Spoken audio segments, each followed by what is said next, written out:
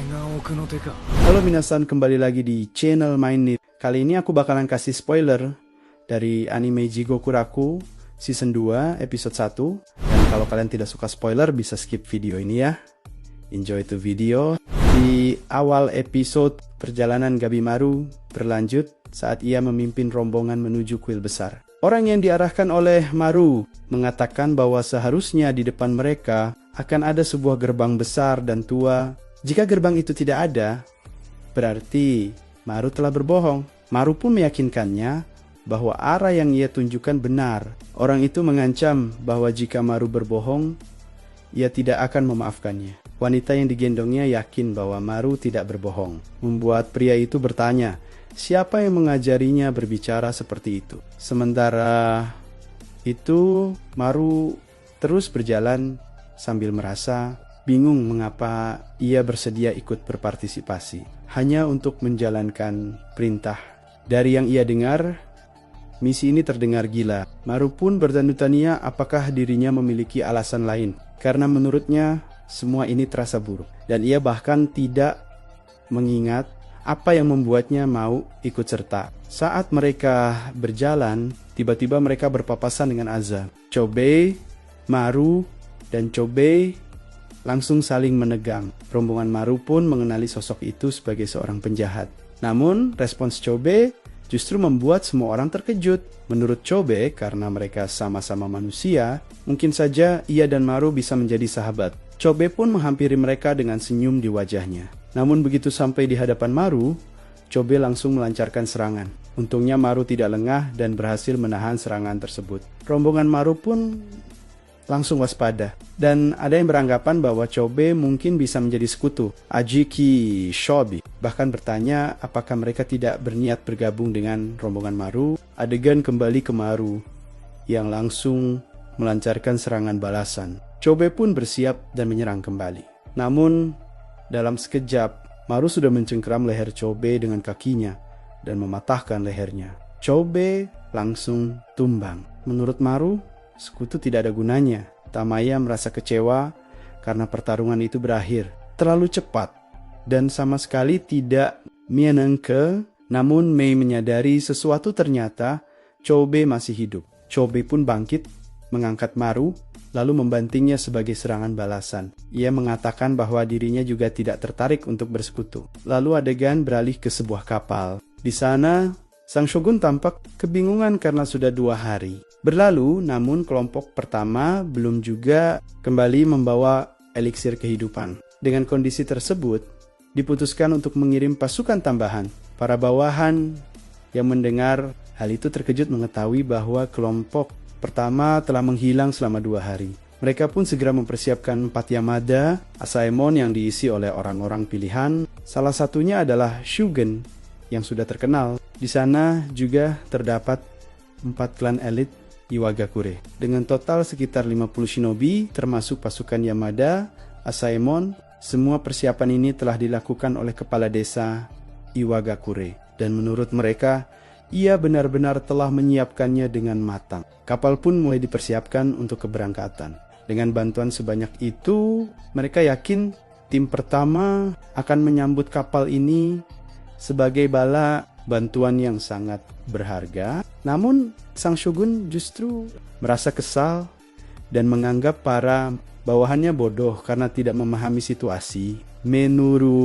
Menurucinya tidak masuk akal mengumpulkan pasukan sebesar ini hanya untuk misi semacam itu. Ia juga mencurigai bahwa pemimpin para shinobi memiliki motif tersembunyi. Shugen kemudian bertanya kepada Shogun Aoki apakah ia merasa tidak nyaman, karena Shugen dapat melihatnya dari raut wajah Aoki jika para rekan perjalanan mereka mengganggu Aoki. Shugen siap mengambil tindakan. Aoki lalu bertanya apakah mereka benar-benar mampu menangani pasukan sebanyak ini jika terjadi sesuatu. Terlebih karena 2 anggota dari kelompok Shugen tidak memiliki peringkat. Shugen pun menjamin bahwa hal itu tidak akan menjadi masalah. Shugen kemudian memperkenalkan rekan-rekannya. Pria muda itu adalah Yamada Asaemon Kiyomaru. Ia belum memiliki peringkat karena usianya masih terlalu muda. Namun bakatnya cukup untuk mencapai peringkat 1 atau 2 di perguruan mereka. Selanjutnya ada Yamada Asaemon Isuzu yang keahliannya setara dengan Kiyomaru. Hanya sedikit orang yang mampu menandingi kemampuan berpedangnya, dan ia dipekerjakan oleh Shogun sebagai penghukum perempuan. Menurut Shogun, kemampuan mereka tidak perlu diragukan lagi. Fakta bahwa mereka dilibatkan dalam misi ini membuktikan bahwa baik memiliki peringkat maupun tidak, kekuatan mereka setara dengan yang lain.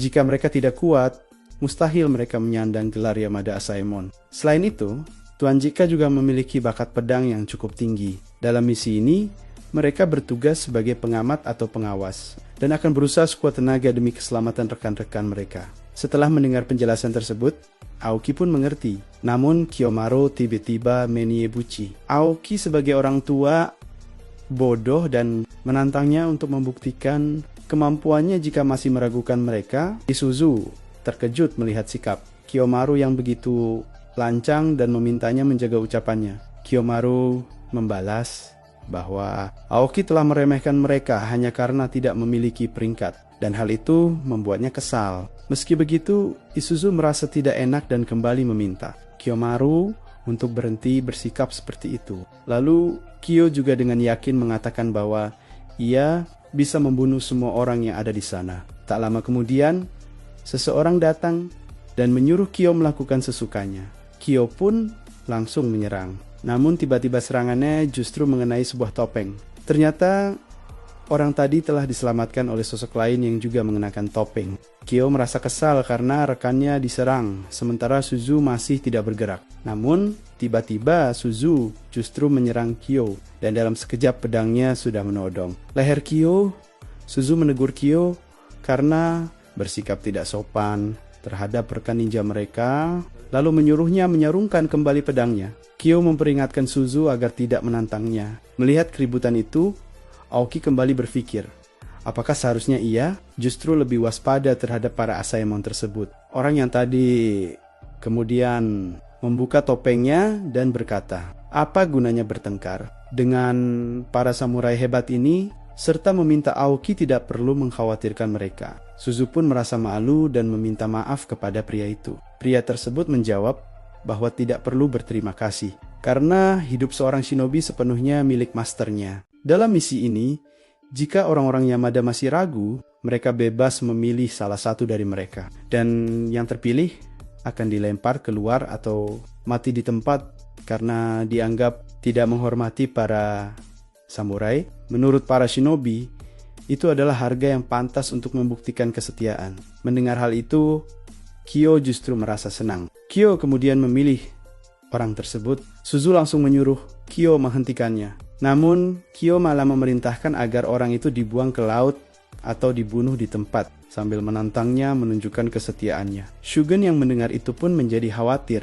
Namun, orang tersebut membalas dengan senyum, mengatakan bahwa ia dengan senang hati akan mematuhi perintah Kyo. Sebelum melakukannya, orang itu meminta sosok yang sebelumnya menolongnya untuk mengurus semuanya mulai sekarang. Ia lalu bernyanyi, membuat Kyo kebingungan. Tanpa ragu, orang itu menusuk lehernya sendiri. Semua orang terkejut, dan orang tersebut pun tewas. Sosok yang membantunya tadi hanya bisa terdiam. Ia kemudian menjelaskan bahwa para shinobi telah membuang pikiran dan perasaan mereka. Hidup semata-mata sebagai alat. Ia meminta semua orang untuk mempercayakan segalanya kepada para shinobi. Aoki pun menghentikan kejadian itu, mengatakan bahwa tekad mereka sudah cukup terbukti, dan memerintahkan seluruh shinobi kembali ke posisi masing-masing. Suzu merasa kagum melihat tekad sebesar itu dan merasa perlu memuji jiwa yang malang tersebut. Sementara itu, Kyo dengan santainya berkata bahwa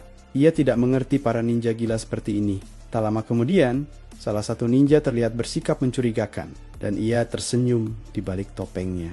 Sementara di tempat lain, seseorang memerintahkan pasukan shinobinya untuk menyusup ke dalam misi tersebut dan membunuh Gabimaru. Ia tidak menyangka Gabimaru akan ikut dalam misi ini sebelum sempat dibunuh di tempat eksekusi. Menurutnya, Gabimaru adalah lambang kegagalan Iwagakure, sebuah noda yang harus dihapus. Jika para bawahannya gagal membunuhnya, maka mereka tidak layak mendapatkan kehormatan. Ia menegaskan bahwa Gabimaru harus mati. Dan para ninja yang menyusup ke misi ini wajib mempertaruhkan nyawa mereka demi menjalankan perintah tersebut.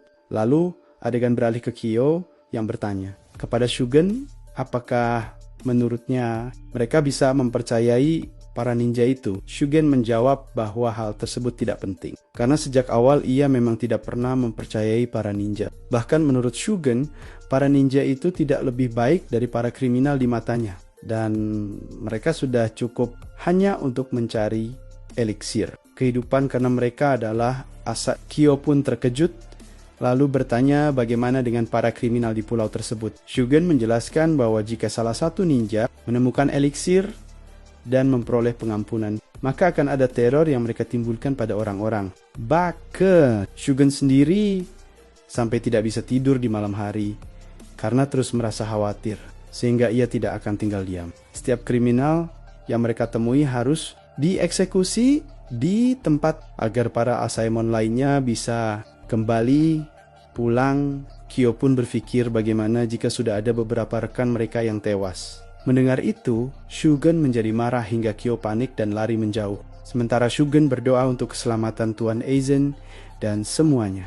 Lalu seseorang datang dan mengatakan bahwa mengawasi semua ini pasti sangat sulit. Aoki pun bertanya dari mana saja dia selama ini. Orang itu lalu berkata, apakah Aoki tidak berpikir bahwa membawa semua orang mencurigakan ini hanya akan membuat misi semakin berat? Aoki membalas bahwa itu adalah perintah dari atasan dan dia berharap semuanya bisa segera berakhir, serta berpikir kelompok lama akan senang menerima pasukan bantuan tersebut. Orang itu justru menganggapnya lucu karena menurutnya kapal ini sama sekali tidak akan membawa bantuan bagi mereka. Sebaliknya, kapal ini hanya akan menambah kematian dan kekacauan sekadar wadah untuk mengantar mereka ke neraka lebih cepat, seperti perwujudan mimpi buruk dan malapetaka. Dia sangat yakin akan ada lebih banyak korban dan tidak seorang pun dari mereka akan kembali hidup. Lalu dia bertanya pada Aoki bagaimana pendapatnya, karena sekarang masih ada kesempatan untuk berbalik arah. Scene kembali ke pertarungan Maru versus Chobe, melanjutkan momen ketika Chobe berhasil menyerang balik Maru dengan membantingnya. Maru pun merasa heran, karena tadi dia yakin sudah mematahkan leher Chobe. Namun bagaimana mungkin Chobe bisa bangkit lagi? Rombongan Maru pun menyadari bahwa leher Chobe memang sempat patah, tetapi pulih kembali. Maru mulai bertanya-tanya, apakah Chobe adalah monster yang mengendalikan pulau ini? Mengingat percakapan mereka semalam, Maru pun berniat menahannya untuk mendapatkan informasi. Maru bangkit dan langsung menyerang Chobe. Namun dengan mudah Chobe menahan serangannya hanya dengan satu tangan. Maru cukup terkejut dan menyadari bahwa meski Chobe penuh celah, refleksnya sangat cepat, dan lebih dari itu, kekuatannya luar biasa. Chobe lalu membalas dengan mengangkat kaki Maru dan membantingnya sekali lagi. Maru kesakitan karena serangan Chobe sangat kuat, dan dia mengakui bahwa dirinya tidak punya kesempatan untuk menahannya. Jika Maru tidak serius membunuhnya, Chobe yakin justru Maru yang akan mati. Chobe pun menyeret tubuh Maru. Namun tiba-tiba Maru tertawa, membuat Chobe marah karena Maru masih punya nyali. Maru kemudian berniat menghancurkan Chobe seperti biasanya. Secara perlahan, dia merasa sudah tak punya waktu untuk memikirkan hal lain dan kini fokus penuhnya untuk membunuh Chobe. Berhenti menenangkan kegelisahannya sendiri. Maru menggenggam batu dan melemparkannya dengan jurus Ninpo Blooming Needle. Namun serangan itu berhasil dihindari Chobe. Namun ternyata itu hanyalah pengalihan. Tiba-tiba Maru sudah berada di atas Chobe dan menendang kepalanya. Target Maru adalah otak dan mata Chobe. Menurut Maru, entah Chobe abadi atau tidak, menghilangkan indranya seharusnya tetap efektif. Lalu tiba-tiba Chobe masih mampu membalas dan menendang wajah Maru.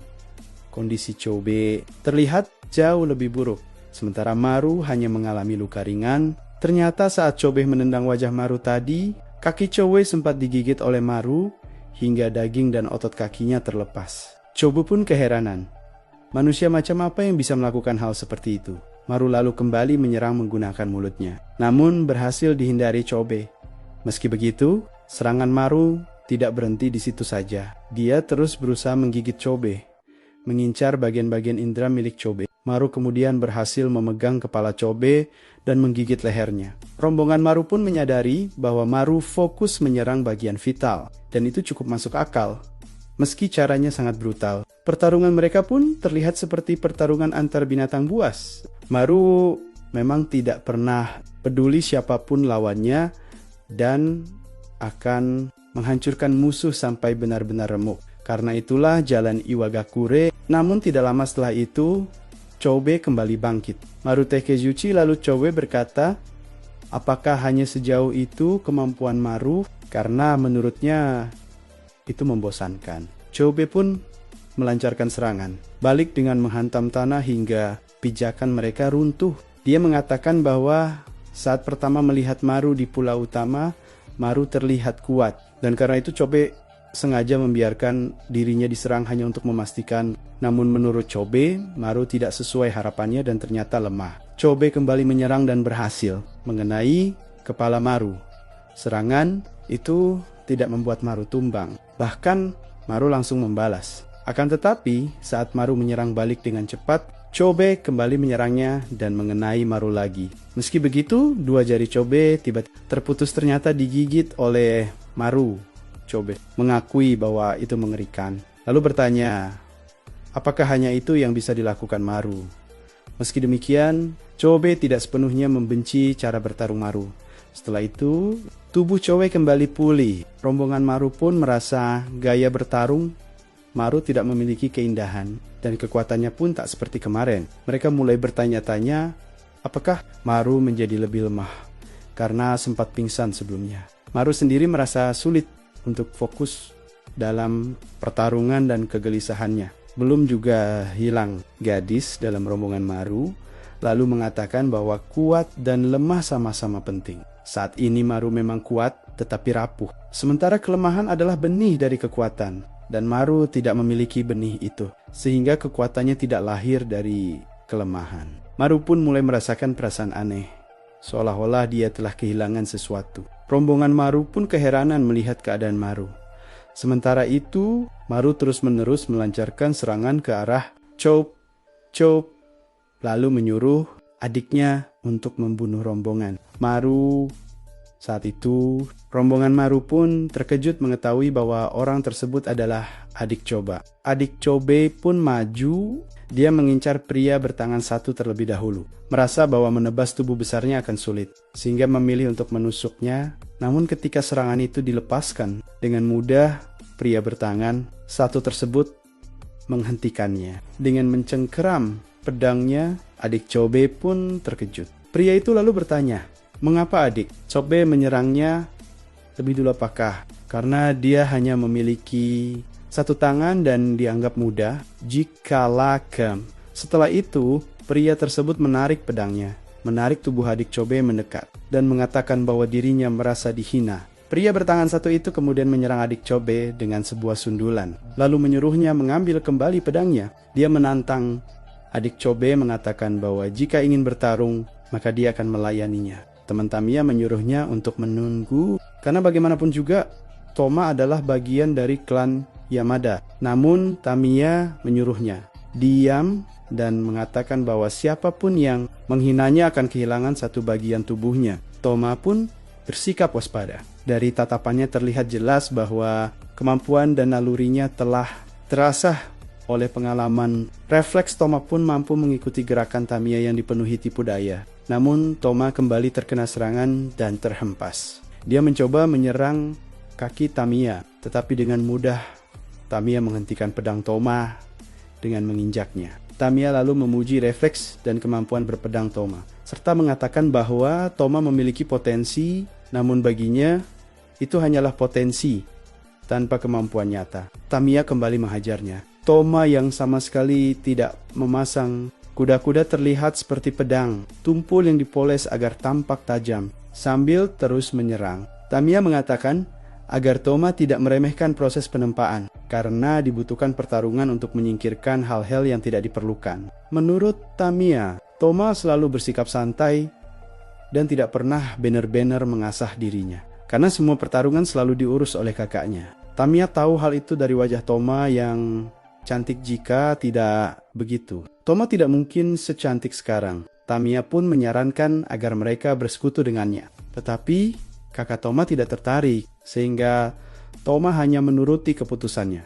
Toma lalu teringat saat dia dan kakaknya menyaksikan orang tua mereka dieksekusi. Toma sangat membenci orang-orang yang saling bersekutu. Bahkan para bandit yang ia dan kakaknya pimpin pun hanya mereka anggap sebagai pion. Buke, heke, bagi Toma hanya dia dan kakaknya saja yang benar-benar saling peduli. Tamiya pun memahami kebanggaan mereka untuk berdiri sendiri. Namun secara tidak langsung, Toma dan kakaknya juga telah bersekutu. Toma menjelaskan bahwa dirinya hanyalah perpanjangan tangan dari kakaknya. Tamiya kemudian menyadari bahwa cara Toma menggenggam pedangnya telah berubah dan menyesuaikan diri setelah pertarungan singkat tadi. Dan menurutnya adaptasi itu terjadi sangat cepat. Tamiya lalu mengatakan bahwa cara pikir mereka konyol. Toma membalas bahwa konyol atau tidak, kakaknya tetap yang menentukan jalan mereka. Toma kemudian menyuruh Doshi maju untuk membunuh Mei dan satu orang lainnya. Teman Tamiya pun menyuruh Mei mundur. Karena pertarungan ini akan berlangsung cukup brutal, Shin pun beralih kembali ke pertarungan Maru dan Chobe. Chobe menyebut Maru keras kepala, namun dia merasa masih mampu mengalahkannya. Di sini dijelaskan bahwa kekuatan Chobe memungkinkannya membaca gerakan lawan sebelum mereka bergerak, sekaligus memulihkan lukanya. Kekuatan itu merupakan anugerah dari Tao. Tao milik Chobe sangat kuat. Seharusnya kekuatan tersebut akan melahap dirinya sendiri. Hal itu terjadi karena kekuatan itu muncul tanpa latihan. Chobe pun bersiap menyerang. Kembali dan berhasil mengenai kepala Maru. Maru merasakan betapa kuatnya serangan Chobe. Dia menyadari bahwa saat ini dia tak bisa lagi mencoba menajamkan fokus. Maru pun memutuskan untuk melupakan ingatan yang hilang serta mengabaikan kegelisahan yang masih tersisa, menjadi hampa sepenuhnya. Maru lalu teringat ucapan ketua shinobi bahwa saat seorang shinobi berada di ambang kematian, dia bisa membawa kehancuran bagi musuhnya. Maru pun mengeluarkan jurus rahasianya dan Chobe langsung menyadarinya. Menurut Chobe, jurus itu terlihat tidak wajar. Chobe tahu bahwa jurus tersebut akan mengorbankan Maru sendiri. Dia menyuruh Maru agar tidak repot-repot karena dia akan membantu dengan membunuh Maru terlebih dahulu. Chobe juga sadar bahwa melawan Maru secara langsung akan berbahaya, sehingga dia memilih untuk menjaga jarak. Namun Maru mengeluarkan hembusan api bernama Burning Bridge. Tubuh Chobe langsung terbakar. Dan sebagai balasan Chobe mengeluarkan jurus Stone Storm. Jurus itu membuat tubuh Chobe berlubang-lubang. Chobe pun berada di ambang kematian. Maru mendekatinya, bersiap untuk mengeksekusi. Tubuh Chobe masih terbakar dan dia tak mampu memulihkan diri dengan cepat. Saat itu, Chobe benar-benar menyadari bahwa Maru sangat berbahaya. Chobe keheranan melihat Maru rela mengorbankan dirinya demi mengalahkannya. Namun Maru sama sekali tidak peduli. Saat ini, Maru bahkan telah melupakan segalanya tentang misi ini. Menurutnya, kematiannya tidak penting, karena desanya akan mengirimkan pengganti untuk melanjutkan tugas tersebut. Bagi Maru, shinobi itu seperti sarang lebah jika satu mati. Nyawa satu lebah tak memiliki nilai, dan mereka tidak akan kehilangan apapun. Maru lalu bertanya apakah Chobe juga memiliki sesuatu yang berharga. Menurut Maru, orang yang terlalu berpegang pada kehidupan tidak akan pernah bisa menang melawan kematian. Chobe membenarkan hal itu.